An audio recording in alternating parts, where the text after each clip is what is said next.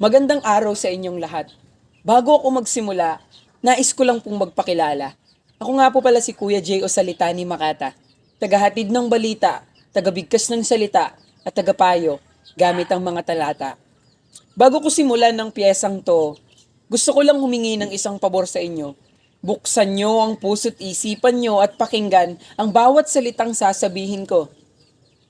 Ang pamagat ng tulang ito ay, Pa, di ko maanaksa.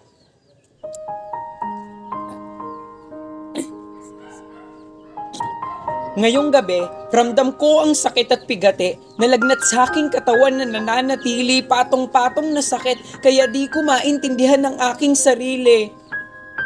Kailan ko kaya makukuha ang diskarte? Lampasan ng problemang ako palagi ang pasyente, nakaswero ang mga kamay, sa sakit na galante, gamot ang sigaw ngunit ang kailangan ko ay diamante.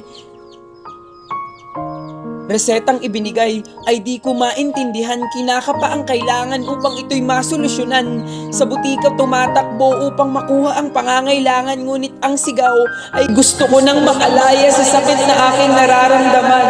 Hindi ko inasahang gabi-gabi ko itong mararamdaman. Sinubukan kong sabihin sa aking mga kaibigan at ang tanging salitang kanilang binitawan ay marami na ring namatay dahil sa sakit na aking pasan-pasan at isip ang nag-iisa kong kalaban. Nung ito'y aking narinig at pumasok sa aking puso't isipan, ako'y nabahala at kinabahan na baka ang araw ko ay bilang na lang at ang aking hininga ay unti-unti nang nababawasan.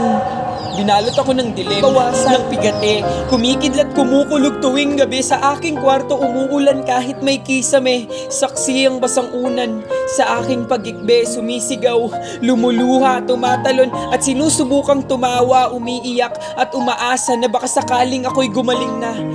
Namatay, nag-usap para mag-away, lubid na lumalaylay, mga balitang biglang sumabay. Hindi ko na alam ang aking gagawin dahil sa sakit na ako ang inaangkin at patong-patong na problema ang dumarating. Kaya ang aking sarili ay pasuko na rin.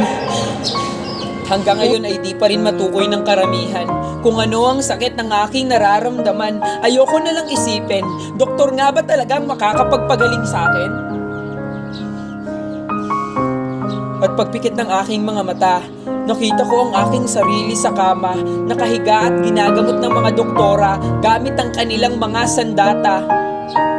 At bigla kong narinig ang tunog na ito.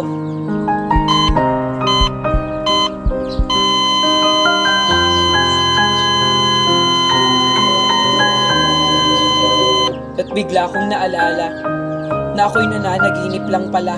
At nung pagmulat ng aking mga mata, nakatayo sa upuan at hawak-hawak ang lubid habang nanginginig ang mga paa.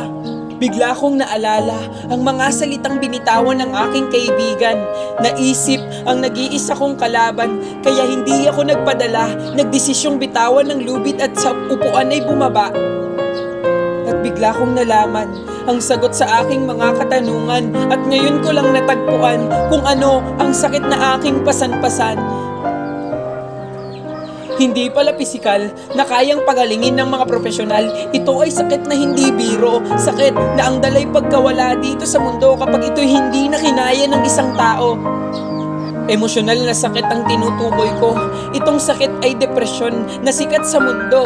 Hindi ko kailangan ng doktor, reseta, gamot at swero. Ang kailangan ko ay karamay, kasangga, tulong at yakap nyo.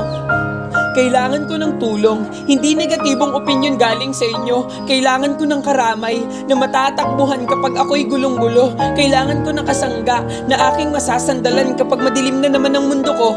Kailangan ko ng yakap dahil yan ang nagpapagaan ng nararamdaman ko. Nang dahil sa sakit na aking naramdaman, kala ko'y abot kamay ko na ang bituin na takbuhan. Ngayon ay nagkaroon na ng ngiti. Nung pa, di ko maanaksa. Sagot, ang aking nakuha nung pa, di ko maanaksa nung pa, di ko maanaksa nung pa, di ko maanaksa. Nung panahong hindi ko maintindihan ang aking sarili. Pa, di ko maanaksa.